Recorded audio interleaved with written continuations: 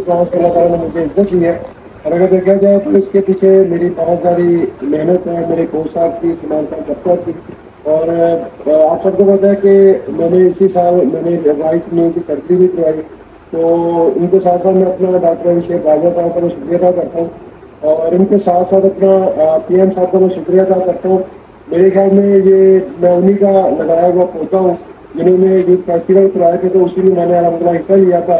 और कहाँ से मैंने ये गेम का आगाज स्टार्ट किया, तो आज अल्लाह ताला का शुक्र है मैं इस मुकाम पे पहुंचा। और उसके साथ मैं अपना वाकई लैसो का शुक्रिया अदा करता हूँ, जिन्होंने मुझे जॉब दी, बल्कि मुझे नहीं, जितने भी हमारे पाकिस्तान के हीरोज हैं उनको मैंने जॉब दी। तो आप अल्लाह का शुक्र है हम इस मुकाम पे।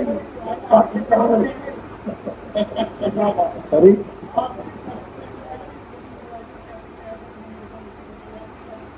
अगर देखा जाए तो मेरा ये बनता ही नहीं, मेरा जो काम है वो अल्हम्दुलिल्लाह कर रहा हूं, तो इंशाल्लाह